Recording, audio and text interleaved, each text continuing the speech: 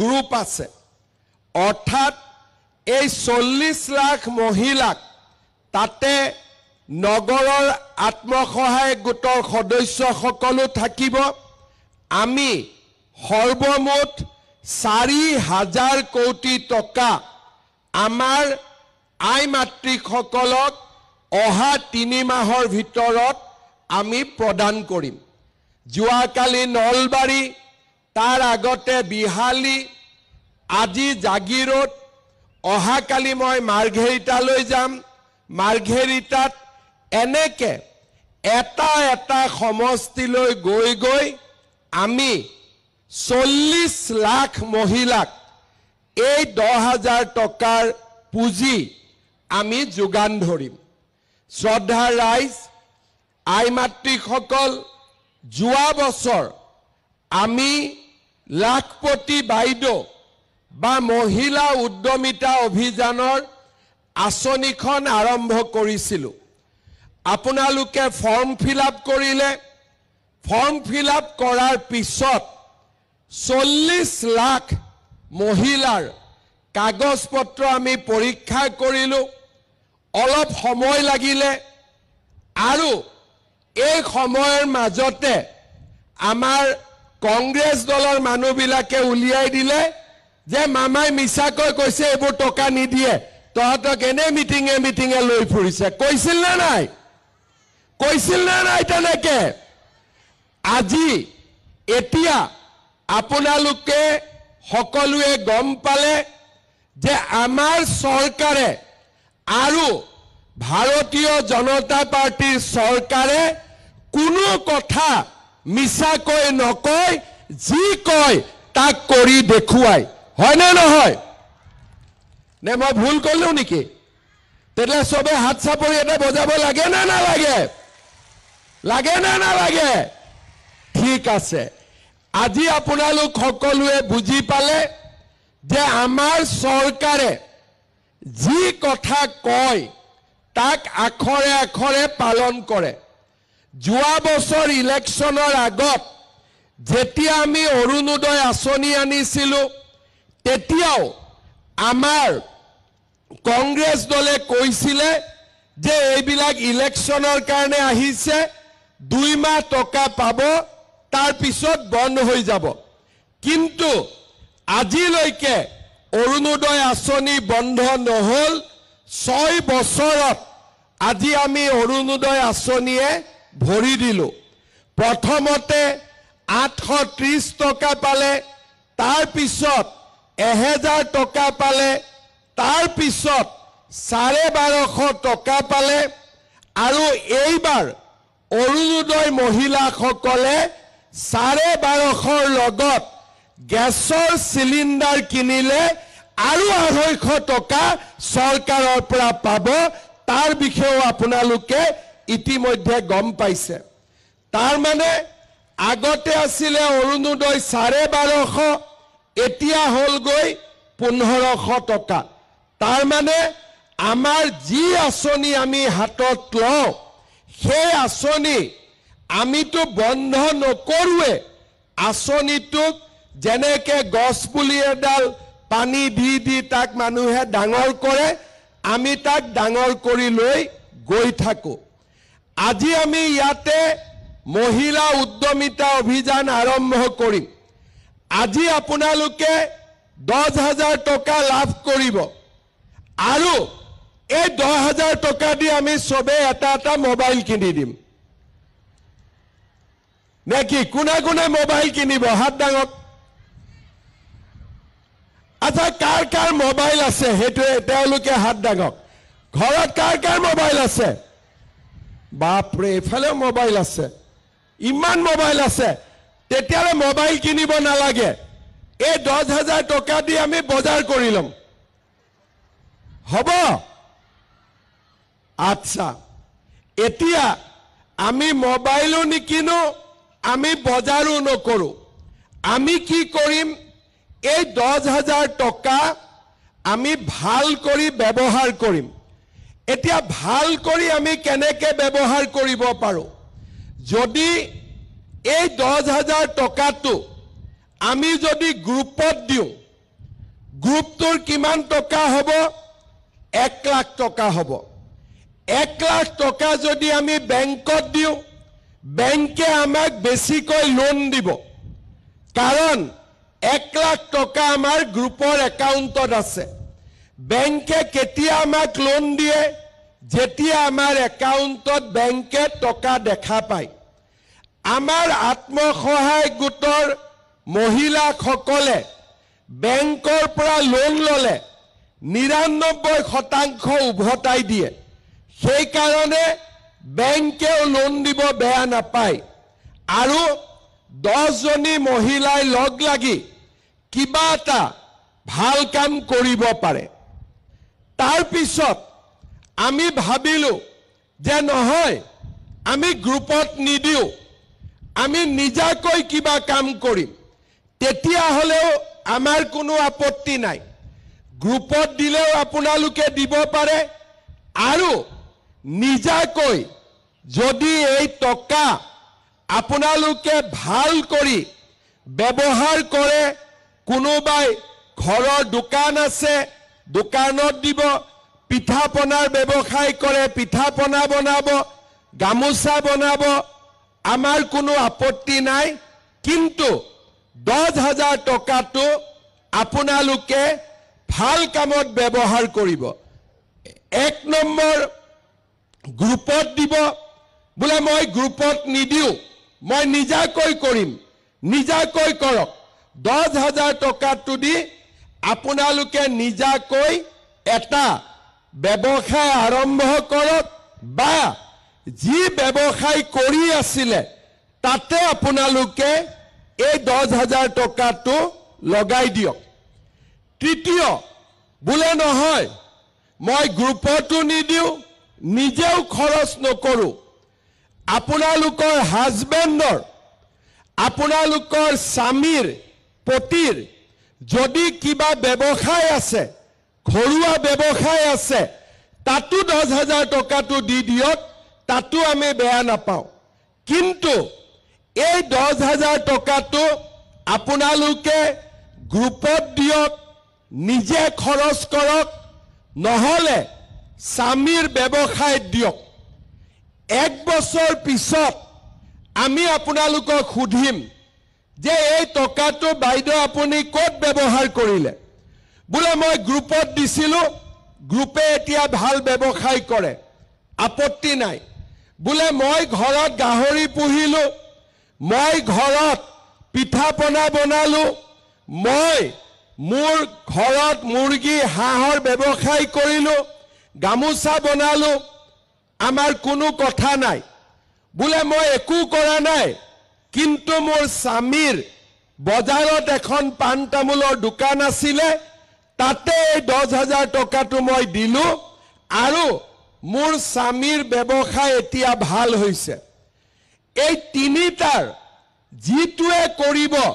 চৰকাৰে তেতিয়া আপোনালোকক আকৌ অহা বছৰ 25,000 টকা আপোনালোকক দিব কিমান দিব চিঞৰি কওক কিমান দিব 25,000 এই 25,000ৰ 12,000 বেংকৰ পৰা দিম আৰু 13,000 আমি এনেকে আপোনালোকক মিটিং কৰি দিম 25,000 টকা হল তাৰ পিছত 25,000 টকা যেতিয়া আৰু ভালকৈ খৰচ কৰিব তৃতীয় বছৰত আমি আপোনালোকক বেংকৰ পৰা 50,000 টকা আমি আপোনালোকক উলিয়াই দিম আৰু এই টকাটোৰ কোনো সুদ দিব নালাগে বেংকক সুদৰ টকা চৰকাৰে দিব আপোনালোকে মাত্ৰ মূলটো ঘূৰাই দিব লাগিব তাৰ মানে 10,000 পালো 25,000 পালো 50,000 পালো এই আমাৰ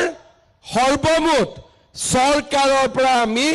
85,000 টকা আমি পাব পাৰিম কিন্তু 10,000 টকাটোলৈ যোনে মোবাইল কিনি দিব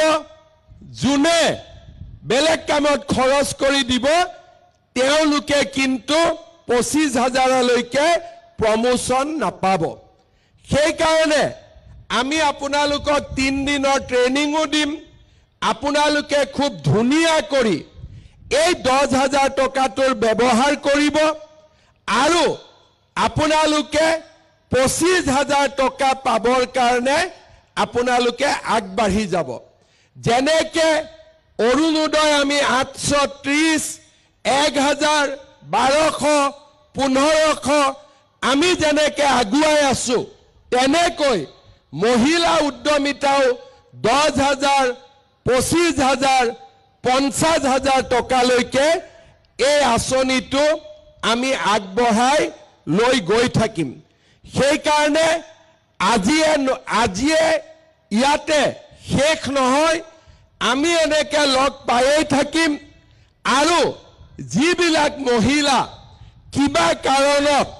এই আঁচনিটোৰ পৰা বাদ পৰি গৈছে তেওঁলোককো আমি বিচাৰি তেওঁলোককো এই আঁচনিটোত আমি আনিবৰ বাবে চেষ্টা কৰিম আজি আপোনালোকে চাওক মই অহাকালি মাৰ্ঘেৰিটাত যাম মাৰ্ঘেৰিটাত কিমান মহিলাই পাব 16,000 কিন্তু জাগিৰোডত কিমানে পাইছে 37,000 কিয় ইমান মহিলাই পালে কাৰণ আপোনালোকে যাতে টকাটো পায় তাৰ কাৰণে আমাৰ মন্ত্ৰী পীযুষ হাজৰিকা ডাঙৰীয়াই যোৱা 1 বছৰ যথেষ্ট কষ্ট কৰিছিল আজি পীযুষ হাজৰিকা ডাঙৰীয়াই এই কষ্টখিনি কৰাৰ বাবে অসমৰ ভিতৰতে আটাইতকৈ মোৰ জালুকবাৰীতকৈ বেছি জালুকবাৰীত মহিলাই পাইছে 12,000 জালুকবাৰীত মহিলাই পাইছে 12,000 আৰু জাগিৰোডত কিমান পাইছে 38,000 কিয় পাইছে কাৰণ আপোনালোকৰ বিধায়কে আপোনালোকৰ নাম দিয়া ফৰ্ম ফিল আপ কৰা ইনকুৱাৰী কৰা এই গোটেই কামবিলাক তেখেতে নিজে লাগি আছিল অহাবাৰ পীযুষ হাজৰিকাক জিকাব না নিজিকাব ইলেকশ্যনত কোনে কোনে পীযুষ হাজৰিকাক ভোট নিদিয়ে হাত দাঙকচোন নিদিয়া কেজনে হাত দাঙক কোনে হাত দাঙা নাই আচ্ছা কোনে কোনে দিব হাত দাঙক এবাৰ বাপৰে 40,000 পালে আপোনালোকে হাজবেণ্ডৰ মতে ভোট দিব নে আপোনালোকৰ মতে হাজবেণ্ডে ভোট দিব মহিলাৰ চলিব নে পুৰুষৰ চলিব তেতিয়াতো ঘৰত হাজবেণ্ড হলে আৰু 40,000 হয় না নহয় লৰা ছোৱালী আপোনালোকৰ কথা শুনে নে নুশুনে তেতিয়ালে লৰাৰো ঘৰত দুটাতকৈ ভোট আছে তাৰ মানে আজিয়ে পীযুষ হাজৰিকাই 1,20,000 ভোট পাই গল হয় না নহয় মই যদি ঠিকে কৈছো ডাঙৰ কৰি এটা হাত চাপৰি মাৰক হ'ব সকলোৱে পীযুষ হাজৰিকাক ভোট দিব নে নিদিব বঢ়িয়া এতিয়া মই আপোনালোকক আজি যেহেতু বহুত দেৰিলৈকে আপোনালোক ৰখিব লাগিব 5টা 6টা বাজি যাব সেই কাৰণে কিয় ইমান মানুহটো লাইনত জাগা নাই সোনকালে হবৰ কাৰণে মই আপোনালোকক বুদ্ধি এটা শিকাব খুজিছো মহিলাসকল ইয়াত বহি থাকিব প্ৰত্যেক গ্ৰুপৰে সভাপতি আৰু সম্পাদিকা কাউণ্টাৰত যাব তেখেতে 10খন চেক লৈ আহি ইয়াতে টকাটো বিলাই দিব হ'ব নে নহব নহলে তাতে গলে আকৌ গণ্ডগোল হ'ব ইয়াত বাৰু সাংবাদিক বিলাক তেনেকুৱা নহয় কিছুমান সাংবাদিকে খালি ৰখি থাকে যে ক'ত গণ্ডগোল হৈছে যেনে তেনে সেই নিউজটো বজাব লাগে ভালটো নেদেখে ক'ত দেখিব যে ক'ত বেয়া হল বেয়াটো দেখিলে যোনে খালি বেয়াটো কৈ থাকে তাৰ মনটো কলা আৰু যোনে বেয়াটো ভাল দেখে তাৰ মনটো হৈছে সাফা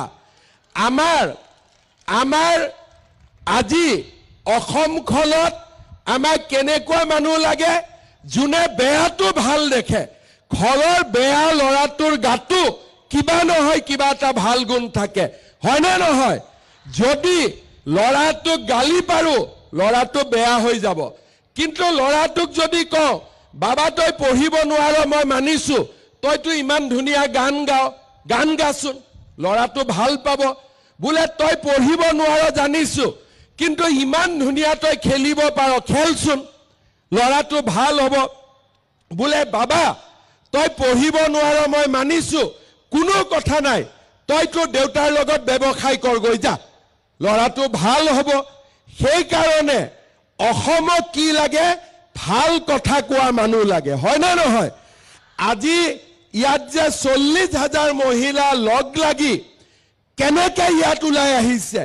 এই মহিলাখিনি এনে অহা নাই,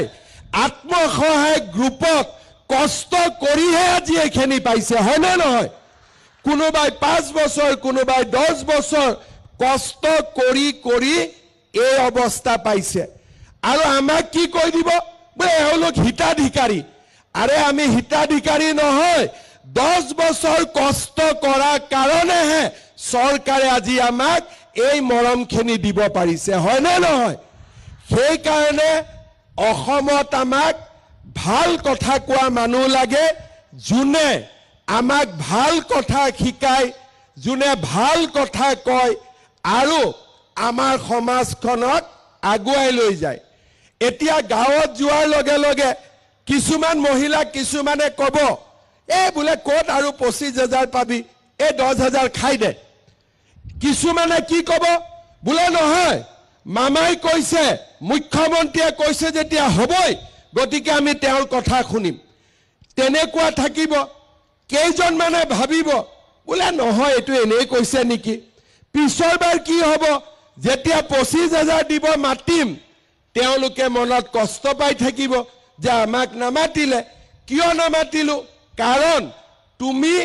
আমাৰ কথা নুশুনি বেলেগৰ কথা শুনিলা। যোনে সদায় বেয়াটো দেখি থাকে। মই এটাই কথা কৈছো, আজিলৈকে মই যি কথা কৈছো এটা কথাও মই পালন নকৰাকৈ থকা নাই। আজি যেতিয়া কৈছো 25,000 পাব,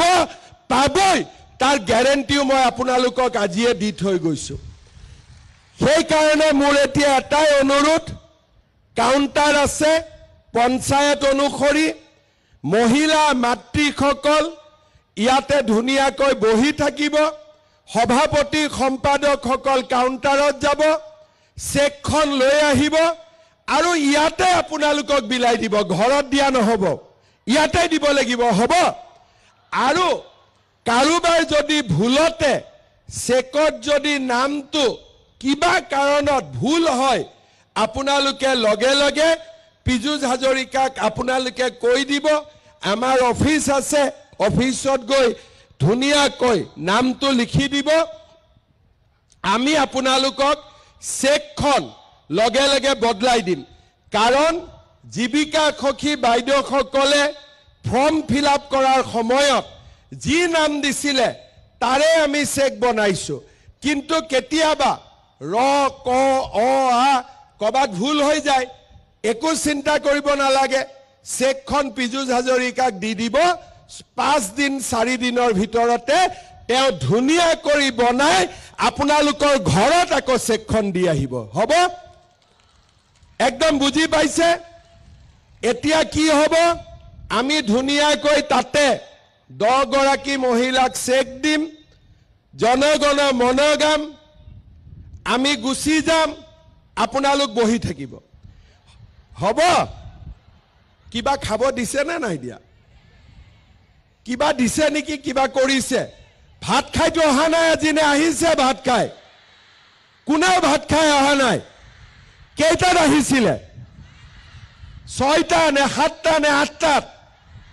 বাপৰে, মইতো ইমান মহিলা জীৱনত একেলগে দেখা নাই।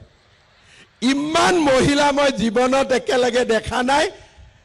আজিয়ে মই ইমান মহিলাক জীৱনত একেলগে দেখিছো। সকলোৱে আশীৰ্বাদ কৰিব দেই, কৰিব নে নাই?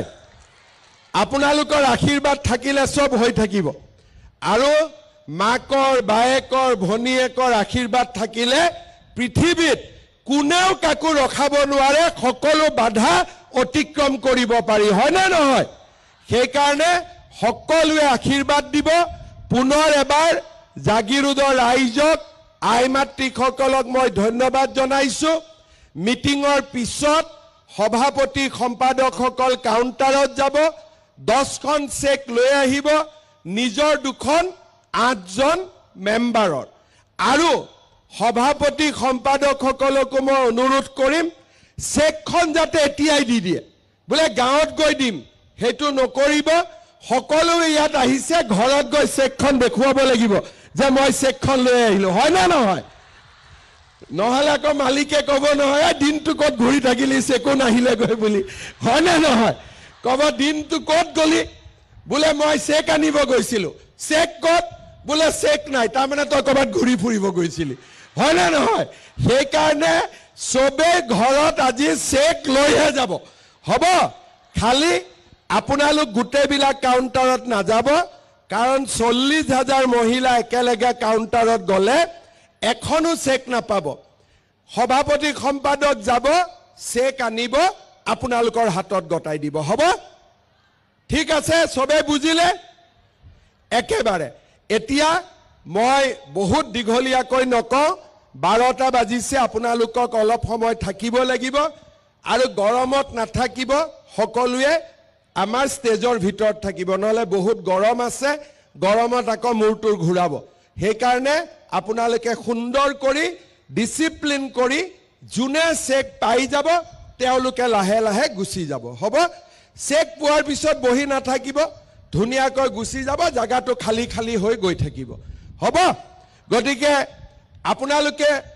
একটা কথা মই খুদিব পাহৰি গলো ইলেকশনত বিজেপিক ভোট দিব নে নিদিব কোনে কোনে নিদিয়ে কোনে কোনে নিদিব নিদিয়া মানুহ আছে না নাই ঠিক আছে কোনে কোনে দিব এবাৰ হাত ডাঙক বা সবেটো হাত ডাঙি দিলে গতিকে একদম চিন্তা নাই মোৰ লগত একেলগে ধুনিয়াকৈ আকৌ এবাৰ ক'ব ভাৰত মাতা কি প্ৰধানমন্ত্ৰী ডাঙৰীয়াৰ কাৰণে এইবোৰ কাম আমি কৰিব পাৰিছো সেইকাৰণে সকলোৱে এটা ডাঙৰ স্লোগানেৰে প্ৰধানমন্ত্ৰী ডাঙৰীয়াক আশীৰ্বাদ দিব নৰেন্দ্ৰ মোদী পীযুষ হাজৰিকা বহুত বহুত ধন্যবাদ জয় হিন্দ